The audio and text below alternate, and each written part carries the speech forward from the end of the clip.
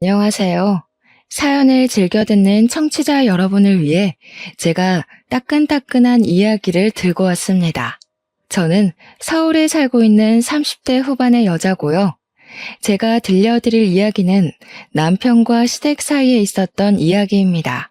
과거 이야기부터 쭉 시작할 텐데 남편의 살아온 이야기가 얼마나 기구했는지 그리고 최근에 벌어진 아주 큰 이야기까지 해보려고 합니다. 마음을 곱게 쓰지 않은 사람의 최후가 얼마나 더러운지 제 이야기를 들어보신다면 격하게 공감이 갈 것이라 생각됩니다. 그럼 지금부터 이야기를 시작해 보도록 하겠습니다.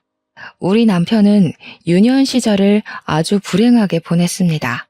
우리 남편이 어릴 적 친모가 병으로 세상을 떠나게 되면서 엄마의 손길이 필요했던 남편을 위해 시부는 새장가를 들게 되었습니다. 그때는 남자 혼자 애를 키운다는 게 상당히 불쌍하게 여겨지던 시절이라 주위 사람들이 발벗고 나서서 시부의 재혼 자리를 알아봐 주었다고 했어요. 그때 우리 시부는 일이 무척이나 바쁜 실력 있는 목수였는데 실력이 진짜 좋아서 돈도 많이 벌었지만 각 지방에서 끊이지 않는 일거리를 쫓아다녀야 해서 바빴대요. 돈을 버는 만큼 시간에 쫓기게 되고 자연스럽게 우리 남편을 돌봐줄 사람이 필요했던 거죠. 시부의 재혼은 오로지 남편을 위한 결정이라고 해도 과언이 아니라고 했습니다. 남편을 챙겨줄 사람을 구하기 위해 재혼을 선택한 시부의 결혼 생활은 행복했을까요?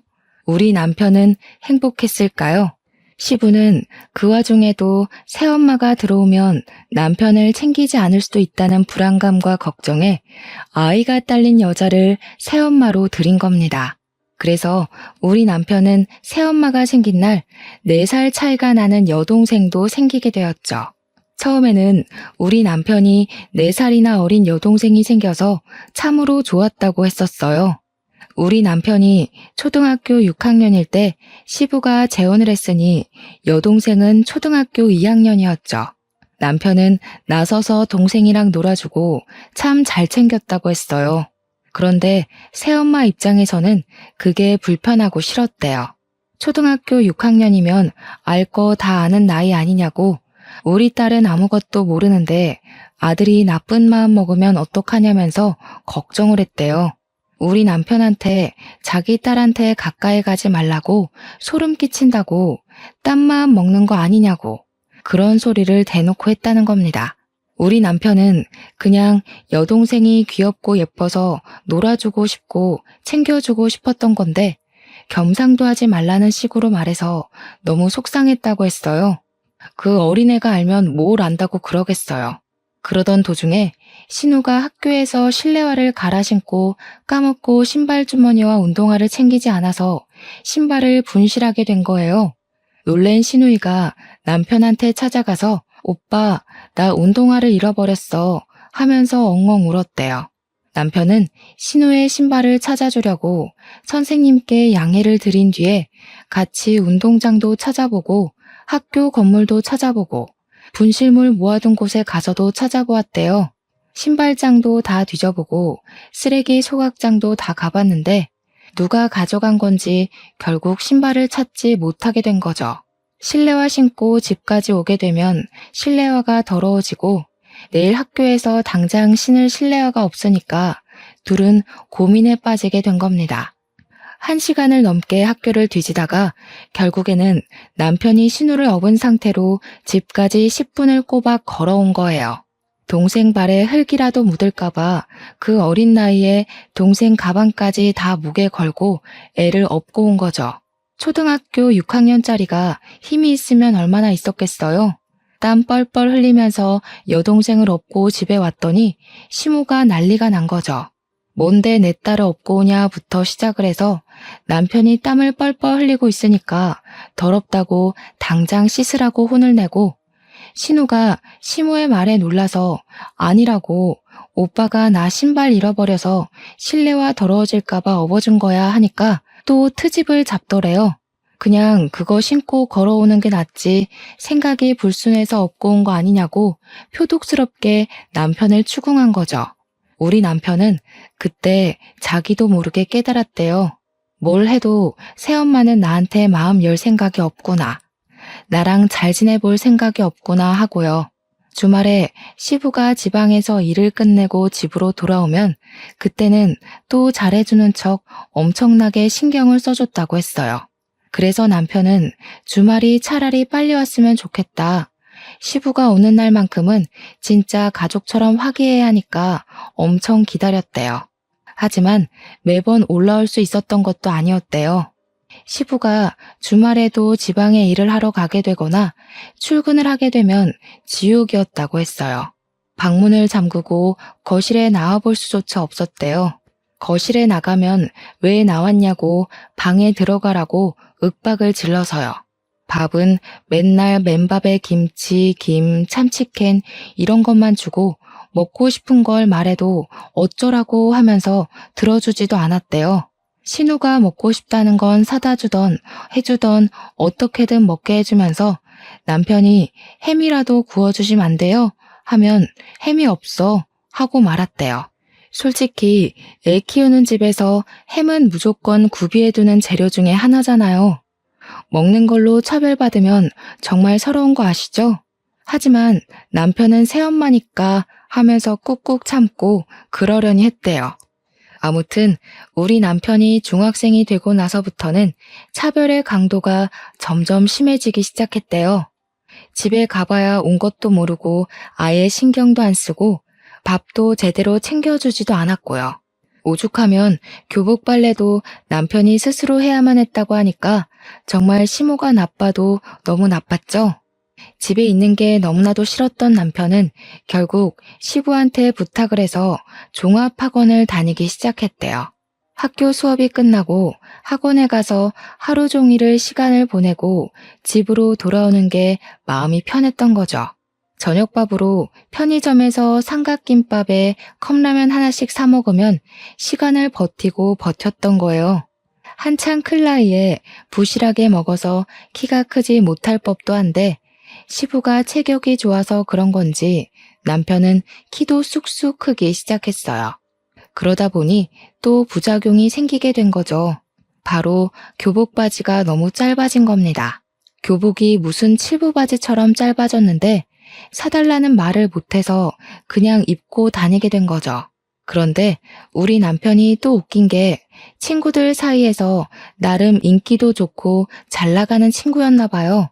그 학교에 교복 바지를 칠부로 수선해서 입는 게 유행을 타기 시작한 거예요.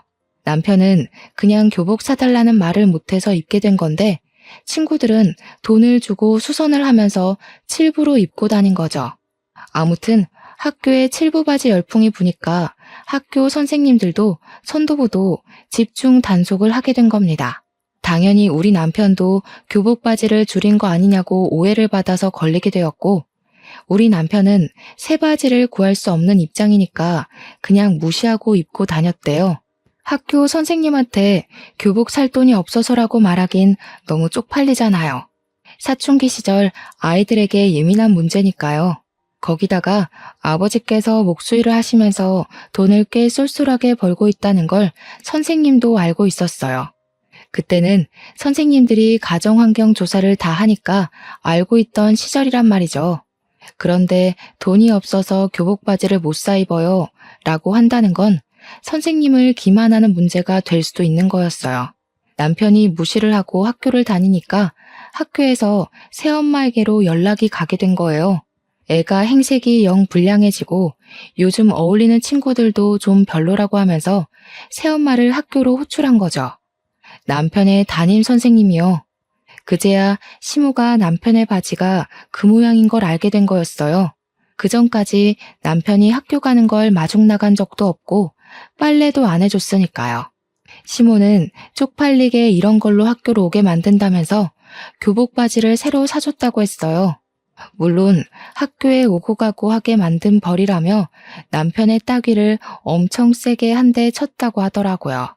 그때 우리 남편은 새 교복 바지를 꽉 쥐고 결심을 했대요. 하루빨리 이 집을 탈출해야겠다고요. 대학을 가서 아르바이트를 하던 아니면 빨리 취직을 하던 꼭 이 집을 탈출해서 혼자 마음 편하게 살겠다고.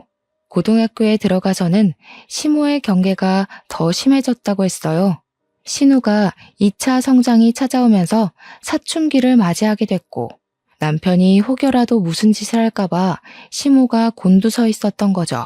그래서 남편은 더욱 집에 있기 싫어서 학원을 더 늘렸고, 자연스럽게 악착같이 공부를 하게 되었고, 예상보다 훨씬 좋은 학교에 입학을 하게 되었습니다. 우리 남편이 대학에 입학을 하고 시부가 무척이나 자랑스러워했다고 해요. 그런데 그때쯤 신우가 중학교 3학년이었는데 사고를 치고 다니기 시작한 거예요. 불량한 학생들이랑 어울려 다니면서 담배도 피우고 동급생 애들한테 돈을 갈취해서 노래방을 다니기도 하고 술을 마시고 그런 거죠. 신우이가 사고를 칠 때마다 시모는 학교에 불려가서 죄송합니다, 죄송합니다 하고 와야 했다고 했습니다. 그런데도 불구하고 신우는 반성이 없었고 시모한테 대들며 싸움이 점점 늘어나게 된 거죠. 그러면 시모는 자연스럽게 남편의 탓을 하면서 네가 교복 줄이고 불량한 애들이랑 어울려 다니더니 네 동생이 너 따라한다. 남편한테 화를 냈대요. 우리 남편은 몇 년 동안 여동생이랑 밥 한 번 같이 먹은 적이 없는데 자기 탓을 하는 시모한테 너무 어이가 없어서 대꾸도 못했다고 하더라고요. 시모는 거기에서 멈추지 않고 우리 남편한테 신우 과외를 좀 시켜주라며 부탁을 했대요. 말이 부탁이지 거의 협박이나 다름없는 말투로 용돈 10만 원 줄 테니까 국영수 좀 가르치라고 대학은 보내야 하지 않겠냐고 했다는 겁니다. 어차피 같은 집에 살면서 틈틈이 시간 날 때마다 몇 시간씩 애 봐주는 건데 용돈 받는 셈 치고 애 공부 좀 시키라고 했대요. 남편은 그 말도 어이가 없는 거죠. 10만 원에 몇 과목을 봐주라고 하니까. 우리 남편이 좋은 학교에 다녔기 때문에 다른 애들 과외하면 한 과목 가르치는데도 한 달에 40만 원은 받았단 말이죠. 그런데 고작 10만 원에 틈날 때마다 전 과목을 가르치라고 하는 게 도둑놈 심보지 뭐겠어요. 남편은 애초에 싹을 잘라놔야 한다는 생각이 들어서 딱 잘라서 거절을 했대요. 신우, 딱 봐도 공부할 머리는 아닌 것 같다고 맨날 저렇게 담배 피우고 술 먹고 나가서 노느라 바쁜데 무슨 공부냐고 포기하시라고 했대요. 그러니까 시모가 어쩜 오빠가 돼서 그런 말을 할 수 있냐고 따졌다는데 애초에 가족 취급 안 한 건 시모였잖아요. 남편이 신우가 얼굴은 좀 예쁘장하게 생겨먹긴 했으니까 저 얼굴 가꿔서 시집이나 보낼 생각하라고 했대요. 시모가 노발대발 난리가 난 걸 뒤로하고 잔소리 듣기 싫다고 바로 휴학계 내고 군대에 가버렸답니다. 글쎄. 뭐 일찍 군대에 가는 사람들은 대학 입학하자마자 휴학계 내고 군대로 바로 간다면서 남편도 그렇게 했대요. 아무튼 군대에 있는 동안에 받는 작고 소중한 월급들 깡그리 한 푼도 안 쓰고 모아서 군대에 전역하자마자 학교 근처에 고시원 같은 원룸을 얻었대요. 처음 가져보는 아무도 없는 자신만의 공간이라 너무나도 소중하고 좋았다고 하더라고요.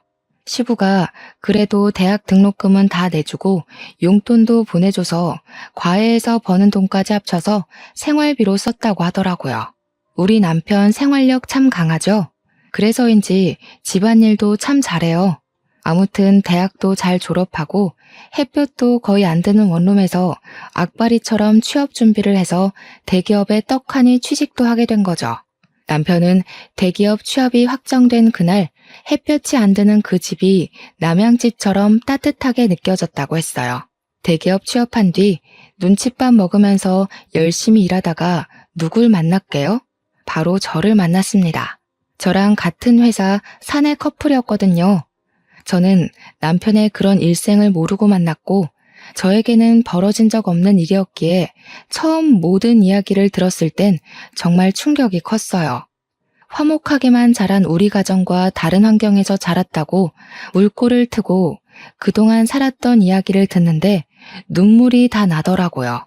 남편이 상당히 진중하고 조용한 성격이었기 때문에 그런 아픔이 있을 거라고는 상상조차 못했었거든요. 게다가 꽤 진지한 이야기가 오고 가면서 저희 집에 방문을 하고 자주 와서 밥도 같이 먹고 할 때 우리 부모님한테 정말 잘했었거든요. 당연히 집에서도 저러겠구나. 사람이 참 바르게 자랐구나. 친딸인 저조차도 못하겠다 싶을 정도로 세세하게 우리 부모님을 챙겼거든요. 때가 되면 영양제 일일이 챙겨서 보내드리고 우리 엄마 스킨로션 떨어질 때가 되면 새로운 제품을 사다 바치고 했거든요. 당연히 본인 부모님께도 그러겠구나 했는데 전혀 교류 없이 지내던 상태였던 거죠. 우리 둘이 행복한 연애를 하고 있는 와중에도 남편은 본인 집을 생각하면서 속이 썩어 들어가고 있었다는 걸 몰랐어요. 새엄마가 그러니까 저한테는 시모인 그 여자가 남편에게 말도 안 되는 요구를 하고 있었거든요. 우리 남편한테 대기업 다니는 남자 중에 멀끔하고 돈 많은 인간 어디 없냐면서 신우 결혼을 좀 시키자고 했대요. 친구 중에 의사는 없냐, 변호사는 없냐, 좋은 대학 나와서 그런 친구 안 사귀고 뭐 했냐.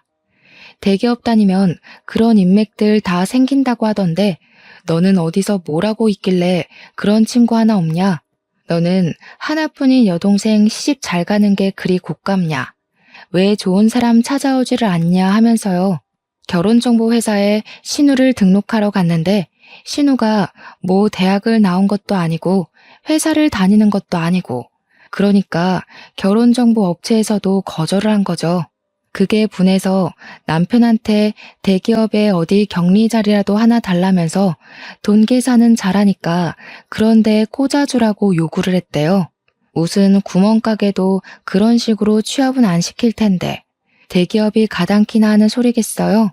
남편이 하루 이틀은 걸러들었는데 얼굴을 마주칠 때마다 그런 소리 하면서 자리 내놔라 하니까 스트레스를 받은 거죠. 우리 남편 얼굴이 점점 썩어 들어가는데 집안 사정이라고만 하니까 저도 궁금해도 더 이상은 물어보지도 못하겠고 그런 와중에 우리 집에서는 결혼은 언제쯤 할 생각이냐고 남편한테 계속 물어봤거든요. 나이가 30 초반이 넘어갔는데 우리 집에서도 슬슬 결혼했으면 좋겠다 하면서 남편 옆구리를 찌르니까 남편은 그게 고민이 된 거였어요. 시모가 저한테 무슨 소리를 할지도 모르고 어떤 요구를 할지도 모르는 상태니까 걱정이 돼서 저를 집에 소개해주는 게 겁이 났던 거죠. 혹시라도 제가 지레 겁먹고 결혼 못하겠다고 도망이라도 가면 큰일이니까요. 모든 이야기를 듣고 나서 저의 결심은 바뀌지 않았어요.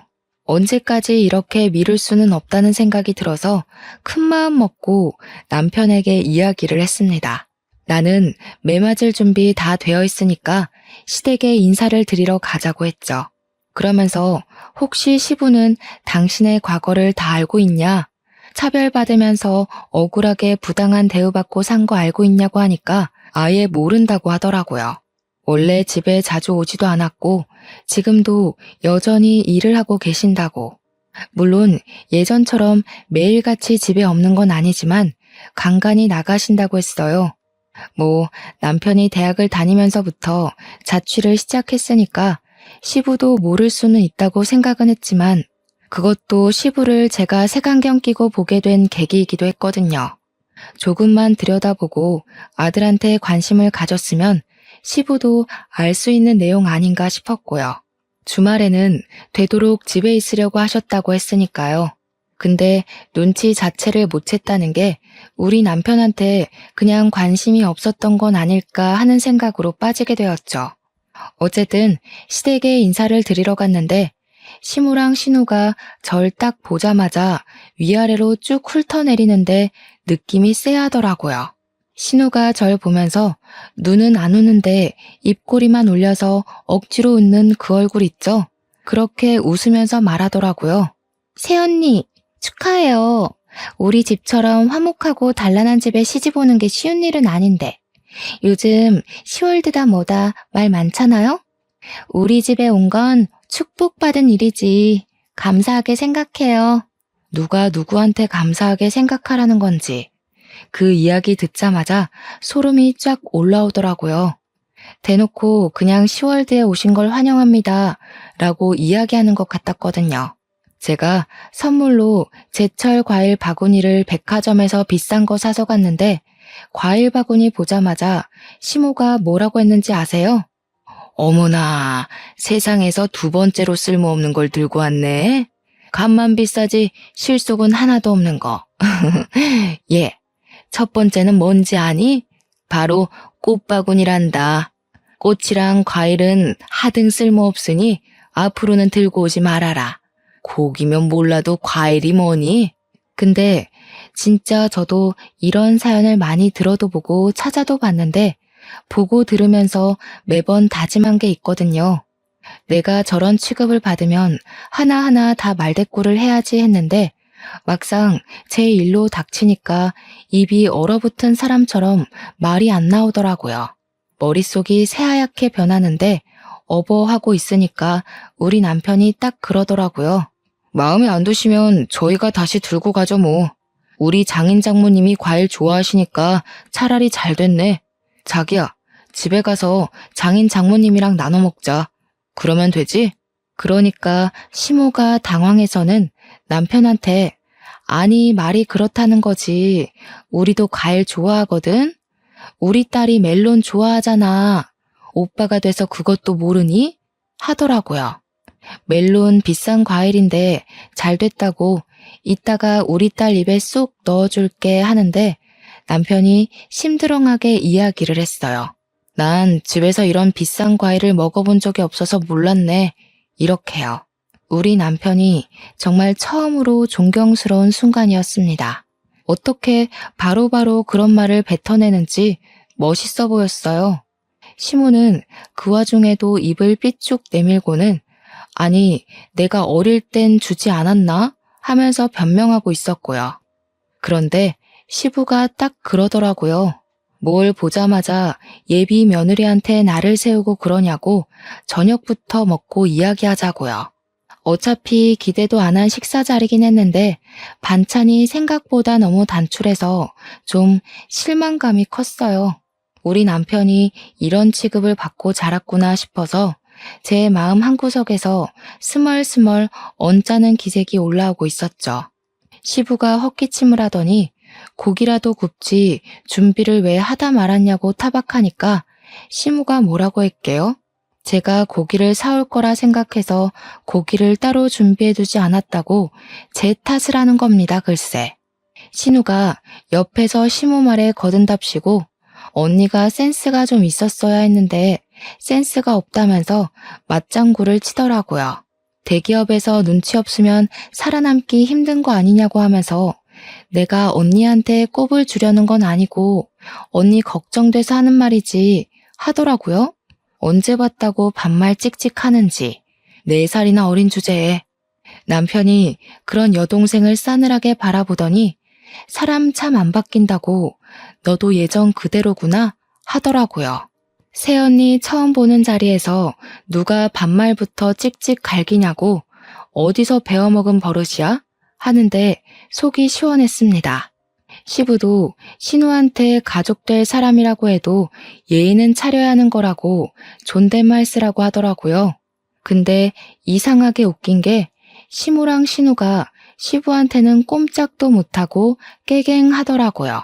그게 참 의외였어요. 밥을 먹는 둥 마는 둥 하고 나서 시부가 본격적으로 결혼 준비에 관한 이야기를 하면서 이것저것 물어보기 시작했습니다. 어떻게 만나게 된 거냐?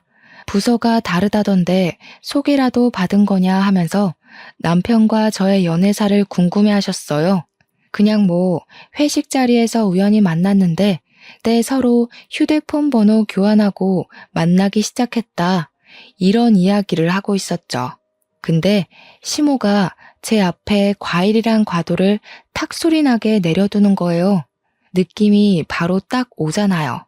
이거 나한테 시키려고 일부러 내 앞에 두신 거구나. 기싸움 하는 거구나 하는 느낌이요.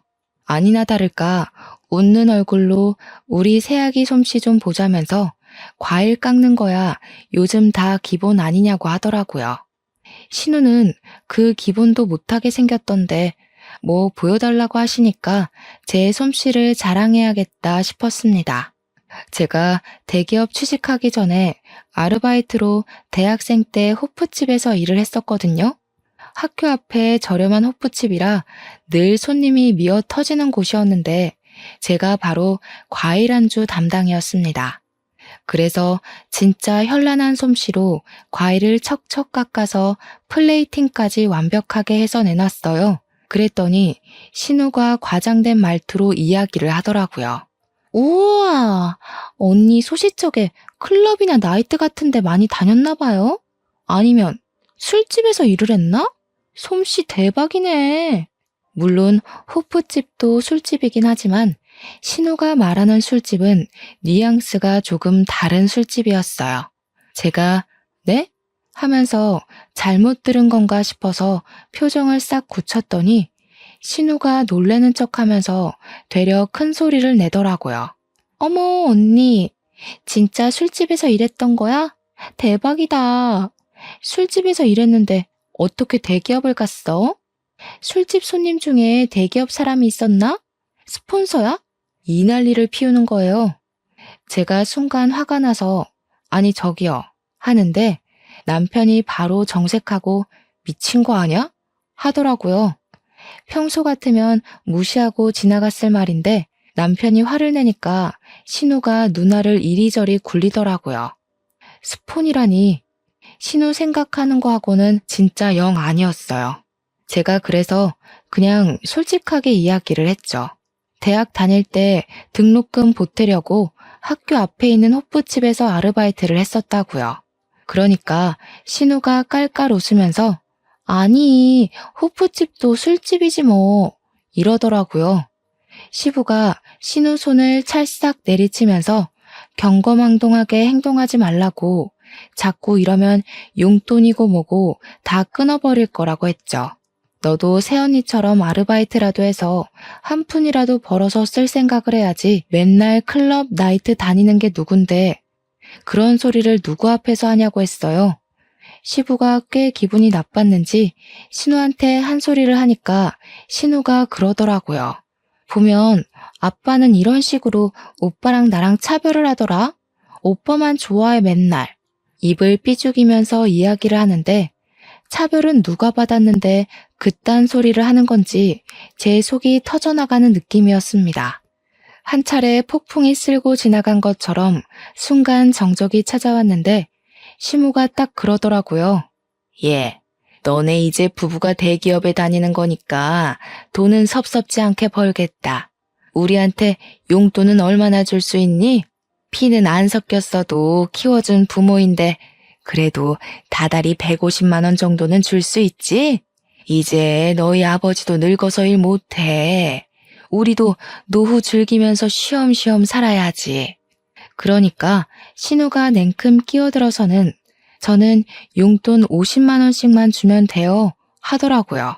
저는 어이가 없어서 숨만 들이키고 있었고 남편은 바로 대답을 했어요. 너는 알아서 벌어서 쓰도록 하고 시댁에 주는 만큼 처가에도 당연히 드려야 하는데 그럼 우리는 뭐 먹고 삽니까? 애 낳아서 키우려면 돈도 모아야 하고 아직 아파트 대출도 남아있어요. 한 달에 30만 원 정도 용돈은 드릴 수 있습니다. 그건 와이프랑도 이야기 끝냈고요. 30만 원이라는 말에 시모가 아니 그런 법이 어디 있냐고 이야기를 하는데 시부가 말을 딱 끊더라고요. 용돈이고 뭐고 다 필요 없으니까 둘이서 행복하게 알아서 잘 살라고 그게 효도하는 거라고요. 시무는 씩씩거리면서 시부한테 애들 키워놨는데 우리 노후는 책임지라고 해야지 하고 있고 시부는 바라는 게 뭐가 그리 많냐고 애들끼리 행복하게 사는 게 우리 노후를 즐겁게 하는 거라고 딱 잘라서 이야기했습니다. 적어도 시부는 생각이 제대로 박힌 것 같아서 다행이라고 느꼈죠. 그렇게 첫인사와 동시에 결혼 허락을 받고 상견례 자리를 마련하게 되었습니다. 당연히 우리 부모님께는 시작부터 단단히 일러두었죠. 우리 남편의 과거를요.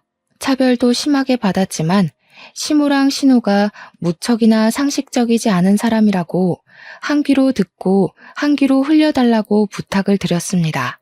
어차피 결혼하게 된다 하더라도 자주 마주칠 사람은 아니니까 걱정하지 말아달라고요. 솔직히 우리 부모님께서 걱정을 하지 않았다고 하면 그것도 거짓말이긴 하죠. 하지만 워낙 우리 남편을 예뻐해 주시기도 했고 차별이라는 말이 나오자마자 아버지께서 무척이나 분노를 하셨거든요. 이렇게 착하고 예쁜 아들을 누가 차별을 하면서 키웠냐고. 이제 우리 사위니까 아들이나 마찬가지라고요. 당연히 상견례 자리에서 시모랑 신우가 말도 안 되는 말과 행동을 했습니다.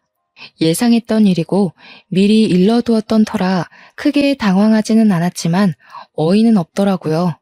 상견례를 한정식 집에서 했는데 식당에 자리를 안내받아서 들어가자마자 핀잔 주기 바쁘더라고요. 대기업의 센스가 이 정도밖에 안 되냐면서 무슨 호텔 레스토랑에 룸 잡고 밥 먹는 줄 알았는데 이런 집이면 친구들한테 자랑도 못하겠다고요. 시모랑 신우가 구시렁구시렁 거리는데 우리 부모님은 딱 시부랑 할 이야기만 나누시더라고요. 대놓고 시모를 무시하니까 시모도 나중에는 조용히 옆에서 끼어들 말만 탁탁 끼어드시대요. 우리 부모님께서 애들 집은 지금 사위가 혼자 사는 그 집에서 신혼집 꾸미는 거냐고 대출금은 좀 갚아주시냐고 물어보았어요. 그러니까 시모가 끼어들어서는 우리 먹고 죽을 돈도 없다고 애들 못 도와준다고 못을 박더라고요. 그러면서 용돈은 달라고 했더니 칼같이 거절하더라. 애들 키워봐야 소용도 없다 하더라고요. 우리 부모님이 한 귀로 듣고 흘리고는 그럼 예단이나 예물도 하지 마시고 애들끼리 알아서 하게 내버려 두자고 했어요. 시부가 고개를 끄덕이고 있는데 시모가 끼어들더니 아니 그건 또 이야기가 다르죠 하는 겁니다. 내 친구들 보니까 모피도 받고 가방도 받던데 나도 하나쯤은 받아도 되는 거 아니냐고. 그러니까 신우가 옆에서 나도 백 하나는 사줘야 하는 거 아니야? 하는 거예요. 우리 부모님께서 다시 대화를 원점으로 돌려서 그럼 집 대출금은 갚아주시는 거냐고 하니까 그건 또 쏙 무시하고 애들이 알아서 대출금 갚아야지 왜 우리한테 이야기를 하냐고 하는데 답이 없었습니다. 말이 영 안 통하니까 제가 나서서 집이며 혼수며 알아서 다 할 테니까 예단 예물도 따로 하지 않겠다고 못을 박았어요. 반지도 그냥 서로 마음에 드는 걸로 알아서 골라서 사겠다고 아무것도 하지 마시라고 선을 그었죠. 그러니까 시무가 아니 우리도 받을 건 받아야 하지 않겠냐고 시부 옆구리를 쿡쿡 찌르는 겁니다. 아들 대기업 보내는 게 얼마나 힘든 일인지 아냐면서 대기업 보낸 값은 받아야지 하는데 우리 부모님이 어이없어서 말씀하셨어요. 우리도 우리 딸 대기업 보내느라 힘들었다고. 근데 솔직히 애들이 알아서 잘해서 간 거 아니냐고요. 언성이 조금 높아지니까 그제야 시부가 인상 팍 쓰더니 시모한테 가만히 좀 있으라고 정신 사납다고 한마디 하시더라고요. 결국에는 우리 뜻대로 알아서 하는 걸로 정했고 남편이 시댁 근처에도 가지 말자고 하더라고요. 다행히 남편이 살던 아파트가 친정이랑 가까운 위치여서 그러자고 했어요. 결혼하고 나서는 꽤 살만했습니다. 남편도 자신만의 가정을 꾸려서인지 안정을 찾아가는 것 같았고요. 우리 부모님이랑 자주 만나서 밥을 먹는데 이제야 정말 가족이 생긴 기분이라며 부모님께 감사하다고 인사도 하고요. 시댁이랑은 최소한의 도리만 지키면서 거리를 두고 살았습니다. 그렇게 몇 년의 시간이 흐르고 갑자기 시댁에서 소란스러운 일이 벌어졌어요. 다름 아닌 신우가 혼전 임신을 해서 결혼을 갑작스럽게 준비하게 되었다는 것이었습니다. 저는 놀래서 신우가 만나던 남자친구가 있었어요? 하고 물어보니까 신우가 너무 당당하게 아니, 클럽에서 내가 진짜 대단한 인간 하나를 물었잖아 하는 거예요. 저는 이게 뭔 소린가 싶어서 네? 하고 물어보니까 클럽에서 만난 남잔데 건물주라고 자기를 소개했다는 거예요. 건물주 만나기가 쉽냐면서 바로 꼬셔서 임신부터 했지 하는 거예요. 아니 연애를 한 게 아니라 임신부터 했다고요? 듣고도 믿어지지가 않아서 되물었더니 건물주라는데 당연히 바로 임신부터 해야 하는 거 아니냐요. 그 남자가 차고 다니는 시계가 차 한 대 값이라며 들고 다니는 가방은 얼만 줄 아냐고, 흠이 있다면 어릴 적에 차 사고를 크게 당해서 차를 못 타고 다녀서 차가 없는 거 딱 하나라고 하는데 뭔가 의심스럽더라고요. 그래서 제가 사기꾼 아니냐고 하니까 시모가 저한테 질투하냐고 그딴 소리 하지 말라고 이야기하대요.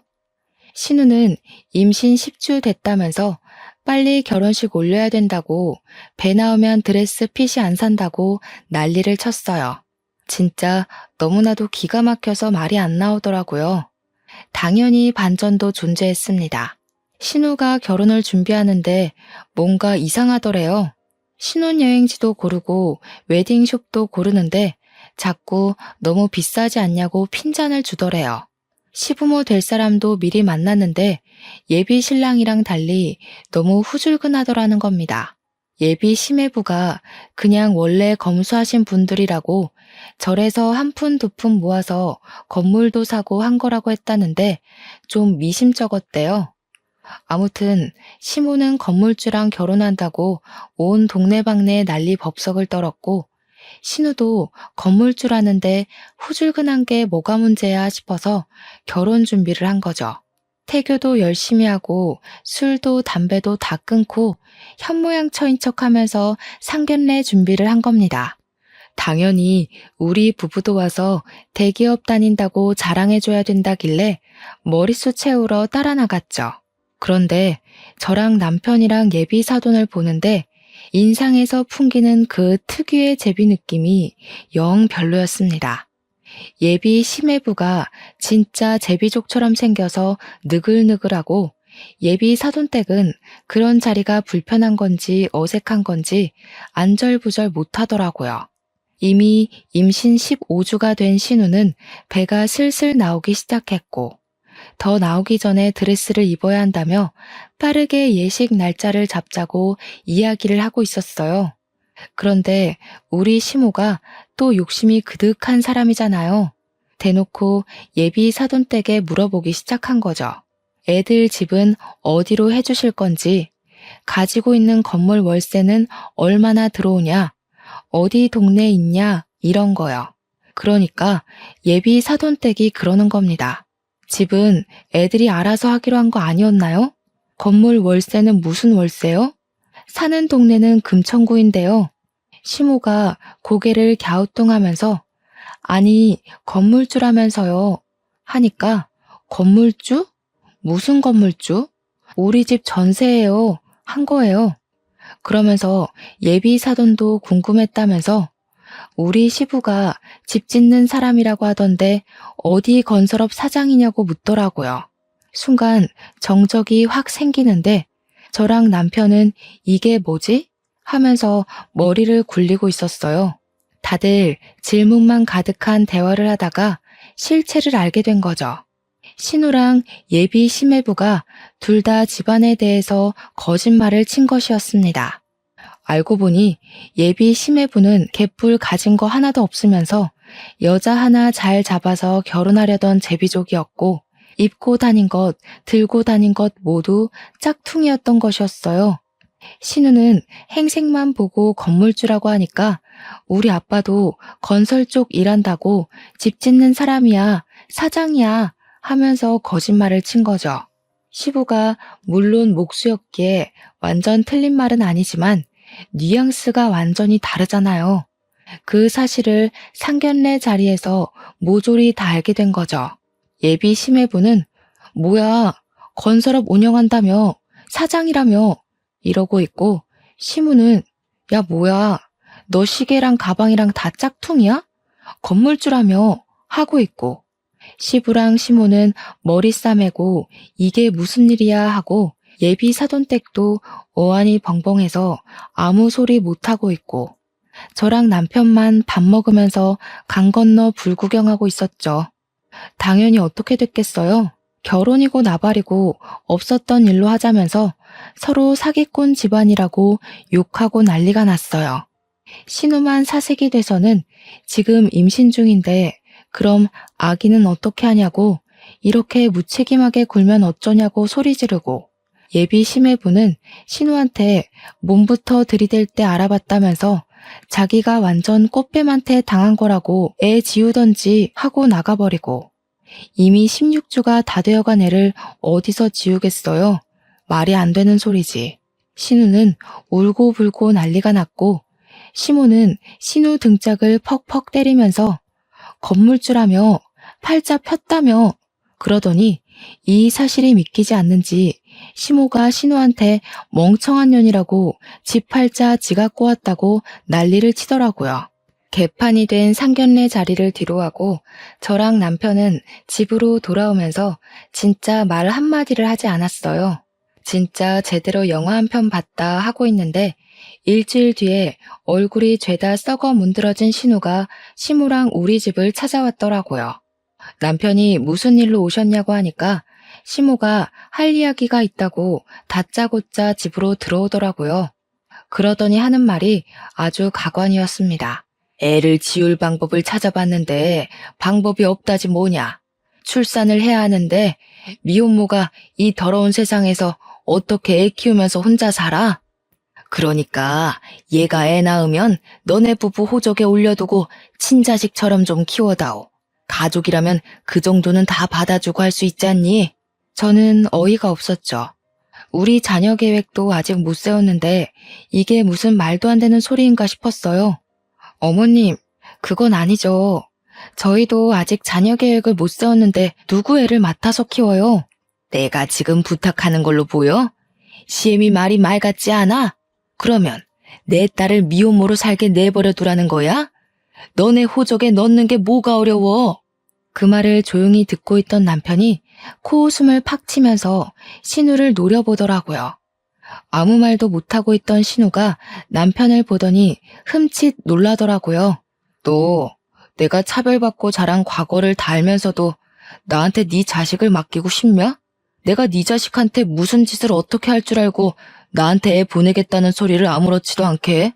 그러니까 신우가 놀래서 오빠 하면서 벌벌 떨더라고요. 시모도 얼굴이 시퍼렇게 질려서 아무 소리 못하고요. 내가 당한 만큼 갚아주겠다고 해도 나한테 아이 보낼 자신 있어? 무섭다, 무서워. 어떻게 오빠가 돼서 아직도 그런 걸 마음에 두고 이런 식으로 동생을 괴롭혀? 차별을 한 사람은 모르지. 당한 사람만 아는 거지. 나 같으면 내가 무서워서라도 이런 부탁을 못할 것 같은데. 내가 얼마나 우습게 보였으면 이런 부탁을 해? 됐고, 죽이 되던 밥이 되던 혼자 애 키우면서 살아.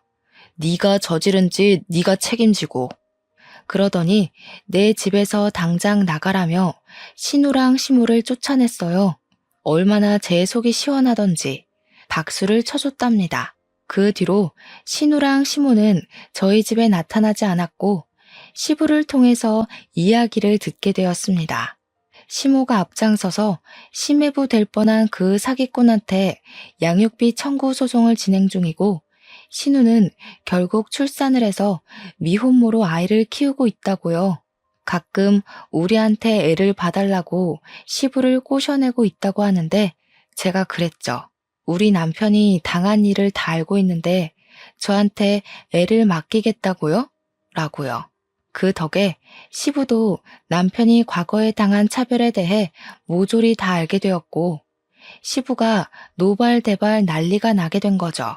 그렇게 아들을 괴롭혀 놓고 어떻게 애를 아들 호적에 입적시켜서 키워달라는 철면피 같은 소리를 할 수 있냐고.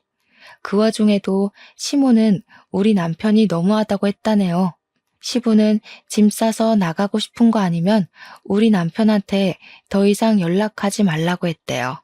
신우가 저한테 연락 와서는 하루 정도 봐줄 수도 있지 그걸 다 시부한테 일렀냐고 하면서 자기한테 너무 가혹하다고 하소연을 하대요. 저는 웃으면서 자업자득 아니에요? 했죠. 그러니까 신우가 이러면서 전화 끊더라고요.